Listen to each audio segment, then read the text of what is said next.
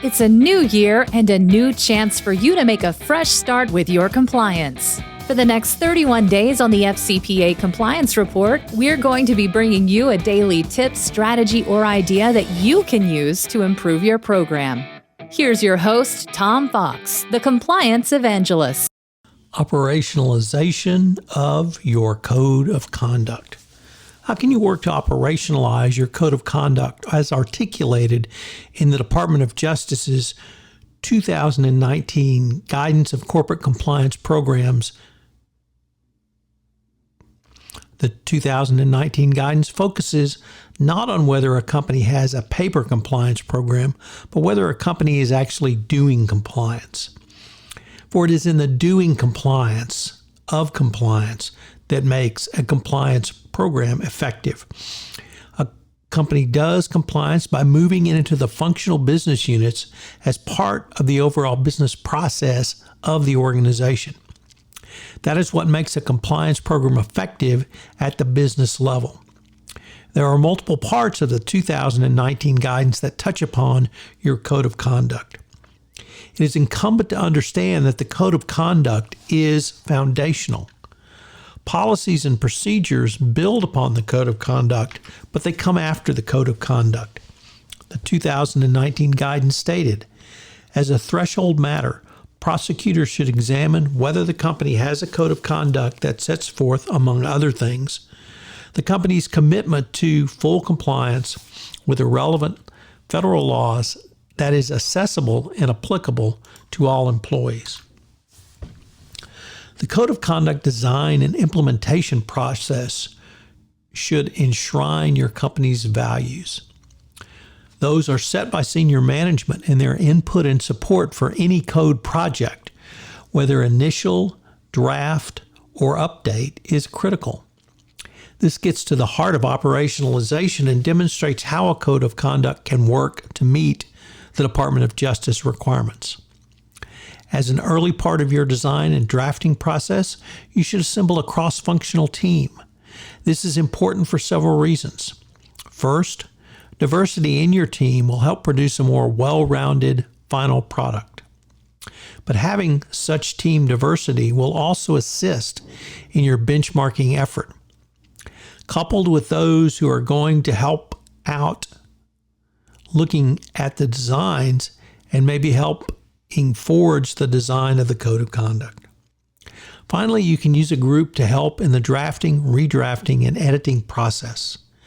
This diversity will help you to answer all three of the DOJ specifications in the 2019 guidance in a manner consistent to support operationalization. The project team diversity will also help operationalize your code of conduct after implementation. You will have various business unit members invested in your new or revised code. This ownership will not only help your internal marketing, but demonstrate to employees the commitment to doing business ethically and in compliance to your entire workforce.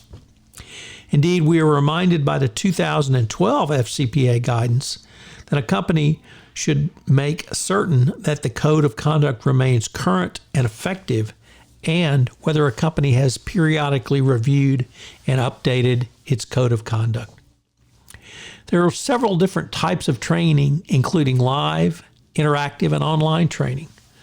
But in addition to your training, your code of conduct can form the basis of ongoing communications throughout your organization. Through a code of conduct, a company has acknowledged certain risks, and it can communicate those risks effectively. It can also serve as a jumping off point for training and communications about more focused topics and discussions led by employees outside your compliance function. You can measure the effectiveness of your training through a variety of mechanisms, including knowledge assessments, culture surveys, focus groups, tracking your internal intranet training, reporting of trends, and even hotline calls. These techniques can help drive compliance into the very fabric of your organization by operationalizing compliance. Another important consideration around effectiveness for training and the text of the Code of Conduct is translations, or as the Department of Justice has stated, has the training been offered in the form and language appropriate for its intended audience? All of these requirements point towards getting out and making your Code of Conduct a part of the very fabric of your organization. By using some or all of these strategies, you will have a good starting point. But remember, it is simply a starting point because it's more than simply rollout and training. There must be ongoing communications as well.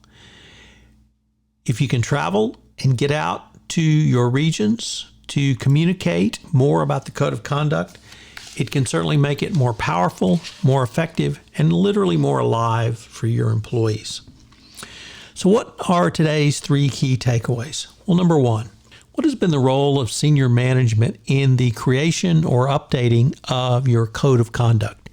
Has senior management backed this effort? Has senior management done simply more than talk the talk, but have they walked the walk? Has senior management actually been a part of the redrafting, actually on the committee? Do they have a representative there? Do you as a compliance professional have senior management's full support of your Code of Conduct rollout or update? If you're a smaller organization and you can roll it out in one large meeting, do you have senior management speak at your organization at this rollout around the importance of the Code of Conduct? All of this will point towards investment by senior management in your Code of Conduct. Number 2, have you worked with employees outside the compliance function to lay the groundwork for fully operationalizing your Code of Conduct? Once again, getting outside of the ivory tower, but more importantly, simply the compliance function can be a big help in garnering support to operationalize your Code of Conduct. And finally, how have you measured the effectiveness of your Code of Conduct training? What have you done to follow up to see if people have really gotten the message about your Code of Conduct? I hope you will enjoy the entire month on written standards and that you will listen in again where we explore another topic in the month of May. If I could ask you to do so, would you pass on to at least one person this podcast series on the nuts and bolts of compliance as I'm trying to expand my audience base for 31 Days to a More Effective Compliance program. I hope you'll join me again tomorrow where I take up another topic in innovation in compliance. Thanks again for listening. 31 Days to a More Effective Compliance program is a production of the Compliance Podcast Network.